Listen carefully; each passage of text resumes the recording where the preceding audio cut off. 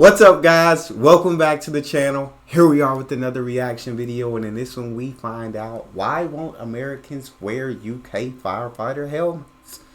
What do they have against them? Before we dive in and find out, if you guys happen to enjoy the video, please don't forget to smash that subscribe button, give the video a like, and if you would like to support the channel by becoming a member, all you gotta do is hit that join button to receive your exclusive benefits. Let's dive right in. Hi and welcome back to the Girl Gun London channel. If you're new here, my name is Kaylin. I'm a dual UK and US citizen, and today we're exploring the difference between UK and US firefighting helmets. It's a hot topic if I've ever heard one, and I don't just mean that in a corny, joking way. Guys, there is a lot of controversy over this that I had no idea about. Why America?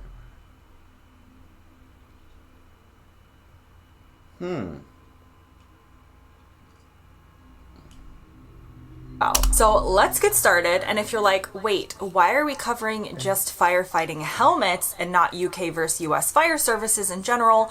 Don't worry, that video will be made, but there's so much to go over about just the helmets that we're gonna zoom in on the helmets today. That's crazy that there's that much to go over just about the helmets. Before we jump into the controversy, which, don't you say controversy in the UK?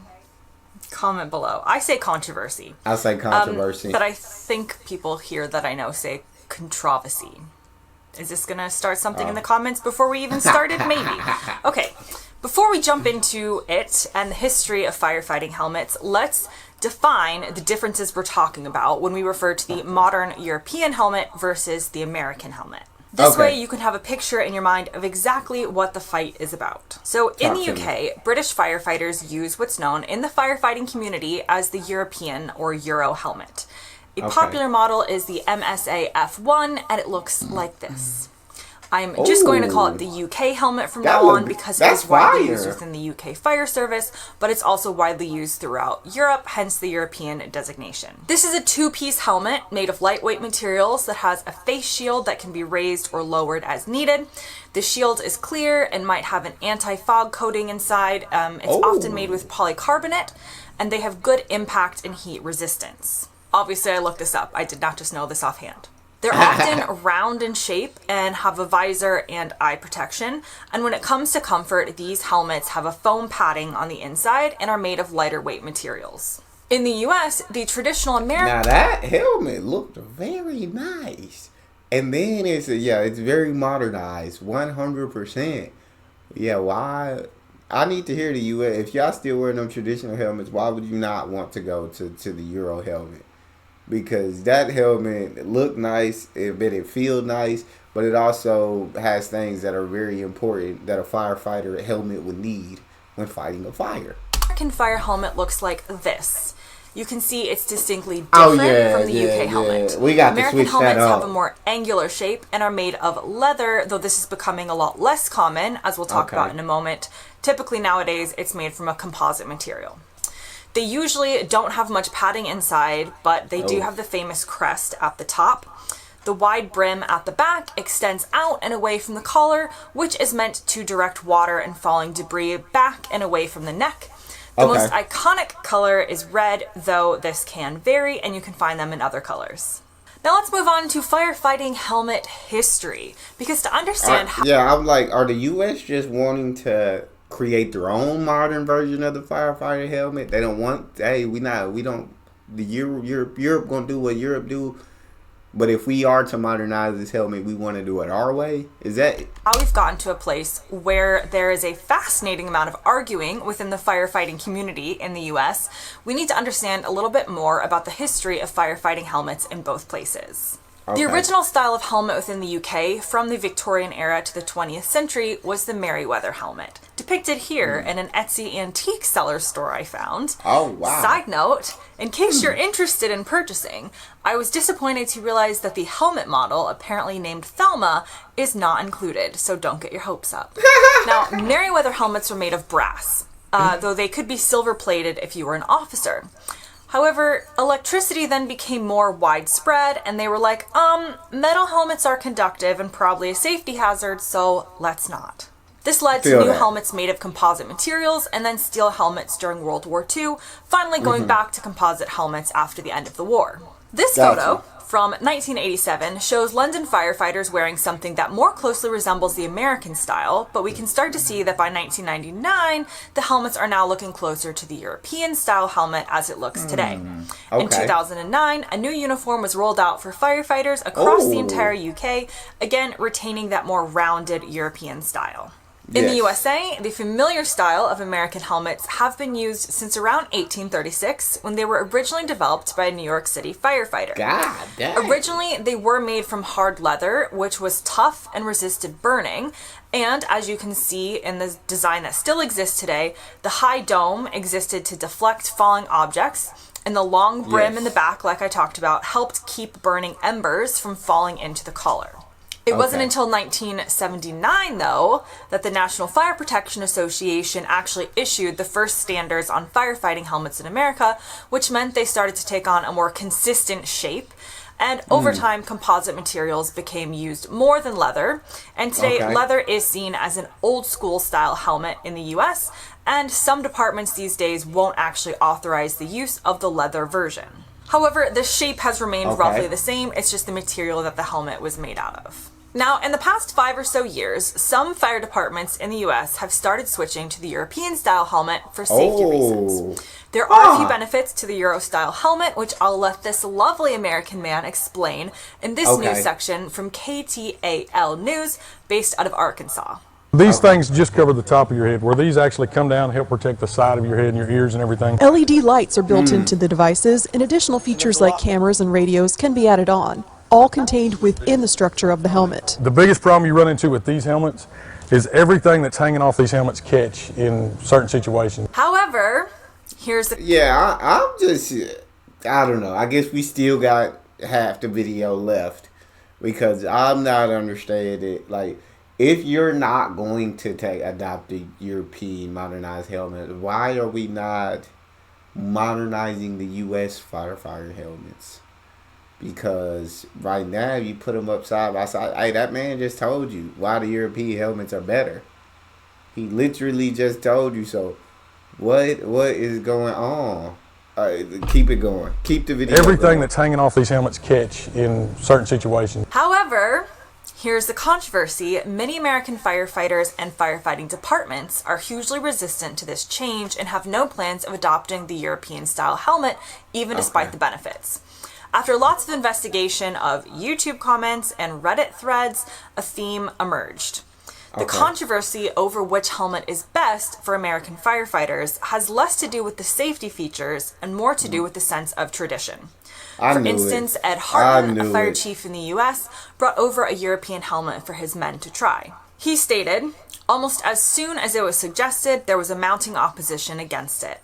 I was intrigued with why the helmet got such an emotional reaction to a possible positive change." Another fire chief, Jason, in Cheyenne, Wyoming, spoke of a test his department did with the European helmets in an attempt to keep an open mind about their features and decide which one would be the best for the department.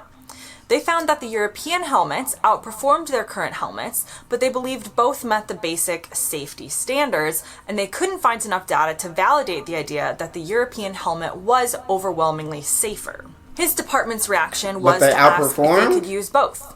One for public function and everyday use, the American one, and one to wear while they actually fight fires, which would have been the European style. In the end, this department decided to allow for individual choice between either helmet. Now, before you make a snap judgment and say, hey, those Americans are being dumb, just change to the European-style helmets if they're better, we also need to explore the other side of the argument. Firstly, there are drawbacks to the European style as well, as explained by a UK firefighter who says, however, the European style helmets would still melt in a normal house fire scenario, and it's possible to get stuff dropped down the back of your tunic as there isn't the overhanging rim that traditional helmet shapes have. What I really hate about them is the fact they cover your ears.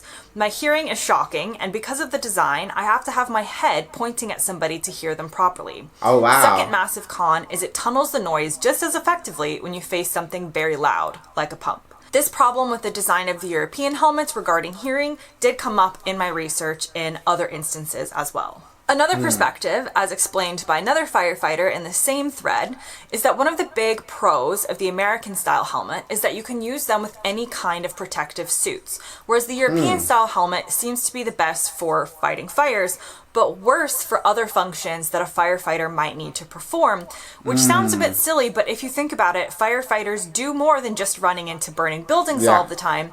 And this person's experience was that the traditional helmet found the right balance between all of the tasks it needed to perform and was more versatile. But let's move. Okay, then I would agree with the question of, I guess, the firehouse station that was like, hey, like maybe we can wear our traditional fire helmets through like daily work and everything else that we do, but when we're actually fighting fires, that's where the European helmets. They both have pros and cons. Hearing, I'm going to say, is incredibly important when fighting a fire, when going inside a building and everything. You need to be able to hear.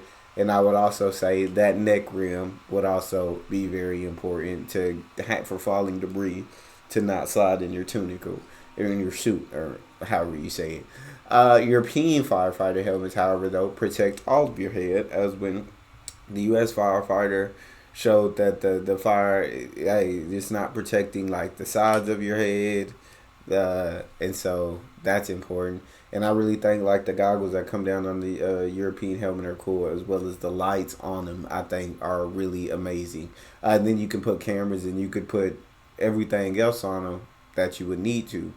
That's very important. So I guess if the traditional one works best here in like daily tasks, then I would do those in the daily task, and I would go European helmets when fighting a fire. Right balance between all of the tasks it needed to perform and was more versatile. But let's move on from the practical arguments and onto the ones based in culture and tradition. Honestly, one of the main reasons that American firefighters haven't switched over to the European style helmet is how they look. Even the British firefighter in the Reddit thread said, "American fire kit looks, well, cool. I wish we had kit like that." There's something about an iconic American fire helmet that American firefighters enjoy. They themselves will often admit it's a matter of style and taste, and until such a point where there is enough data that their lives are in a significantly increased amount of danger from wearing it, why bother changing?